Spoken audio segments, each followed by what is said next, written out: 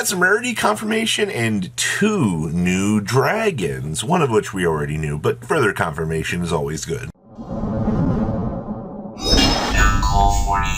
Make sure you guys smash the living crap out of that subscribe button so you guys don't miss out on more Oz content. This morning, the European side of Yu-Gi-Oh! Released the monthly Here's Everything Coming Out little video, and we got some pretty interesting info out of it. So, disrupt your opponent with madness and waste to them. So this is the Iza, the Dragoness of Deranged Devotion. And technically, this has nothing to do with the Vidos by name, but okay. If this card is special summoned, you can place 1 deranged counter on 1 face-up monster your opponent controls, and it cannot be used as material for a fusion, synchro, xyz, or link summon while it has that counter. That's an interesting card design, but sure.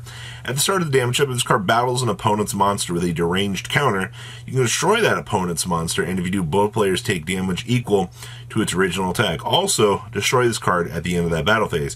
You can only use each effect of Iza, the Dragoness of Deranged Devotion, once per turn. I ask you, like, why did we need to design a card like this in this space? It's cool that, you know, I guess this is going to be a TCG exclusive being 88, but the fact that you made enough of an effort to advertise a level 4 dragon that puts a counter on something and then goes, hey, you know, like, you put this counter on this stuff, and it has to be special summoned in order to place the deranged counter. Like, what are we doing here, right? Like, this is just, I like designs like this, but this is not good enough. Konami was like, new waifu, you can do some things with it, enjoy. And it's like, it's not quite good enough. Unless there's something in this set that special summons during the opponent's turn to make this card actually be useful, yeah, we're a little bit off here. And then, of course, Vidos, the Dragon of Endless Darkness. This is your level 10 Dark Pyro Fusion, and it is 3,1700. We already knew this, but it's a Vidos plus 2+ level 9 or lower Pyro monster. So we are getting that confirmation that it does take 3 big boys to make. Can't be destroyed by card effects. Also, your opponent cannot target it with monster effects. If this card is fusion summoned, you can destroy all spell and trap cards your opponent controls.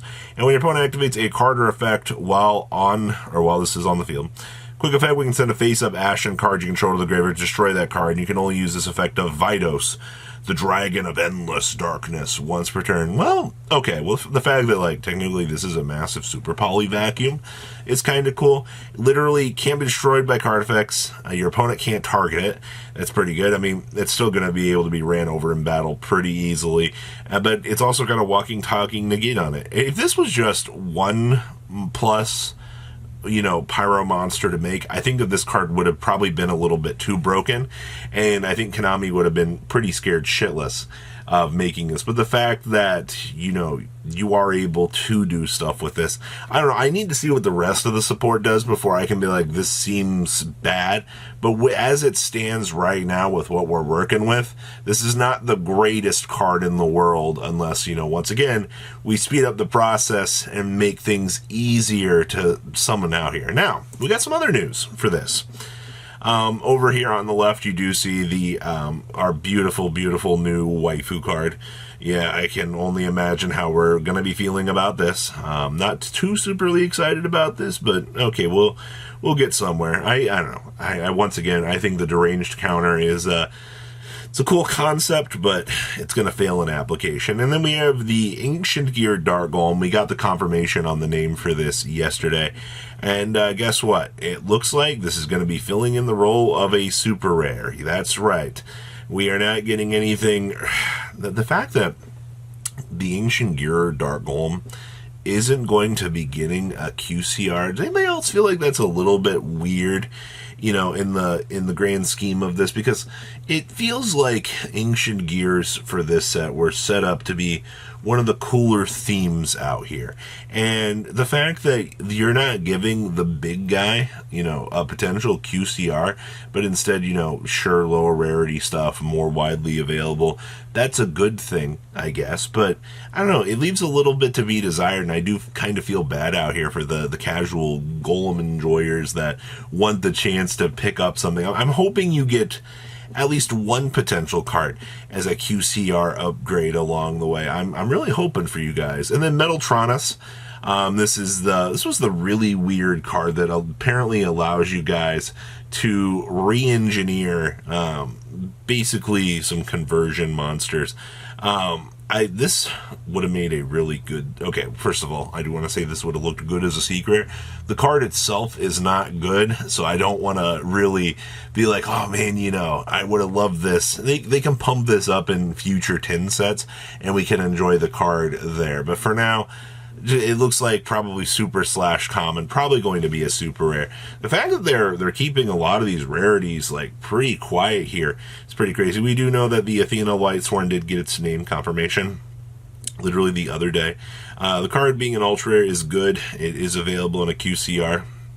It's what people wanted. It amazes me. People are like, oh, Athena is an ultra rare. This just means that you'll get a prismatic secret rare in a future 10 product. Konami's not going to miss the opportunity to upgrade the thing at a much later date. They know how much the community loves Lightsworn stuff. They're not going to punt this, all right? Though it's Konami, I've been disappointed before. Mirage Mirror Force is probably going to be a super rare. Once again, a Mirror Force card, not available. Actually, the fact this is probably going to be a super rare to start, this will probably get bumped up into like an ultra rare in a future 10 set. Man, all these future 10 upgrades we're looking at right now, we're like, oh man, these cards, they seem so low rarity now. Yeah, we can start low rarity, and then we can upgrade the crap out of them as we push on into, future products. And that feels like, once again, what they're trying to do here. Konami wants, at least I guess, some of this stuff to be widely more available on this set versus, some of the other sets where it maybe not been such a crazy thing. There's not really a lot of excitement on this first image for reveals, I'm not going to lie to you.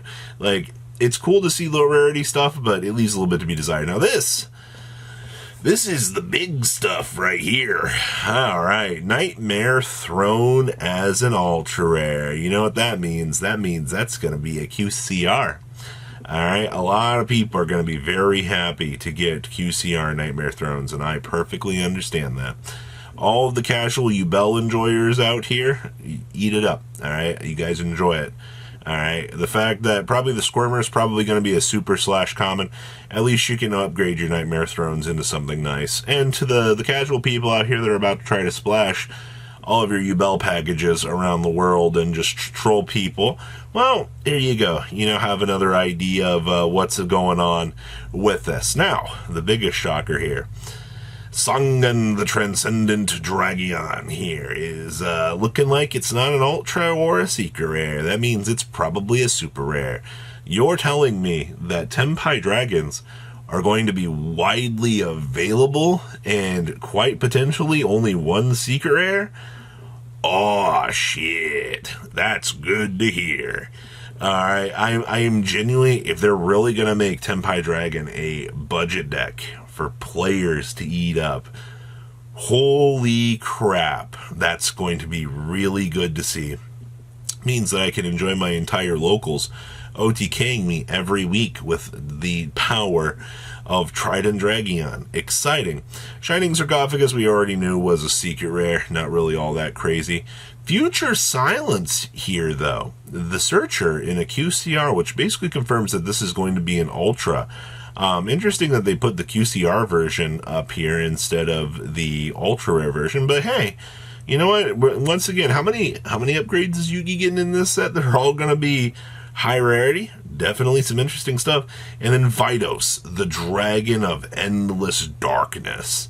I think this thing's going to make a really sick QCR, honestly. So out of everything that we got this morning for these reveals, new card, not exactly the greatest thing in the world, but they're trying out here.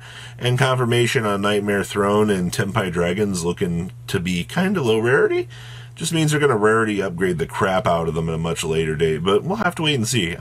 Definitely should have done a reveals video for this, Konami, but I don't know, man. It's your decision. I don't know what we're doing here, but okay, so please, leave a comment down below. Tell me what you guys think. And Legacy of Destruction is looking kind of interesting so far. You guys have a good rest of your day, alright? Patrons, thank you.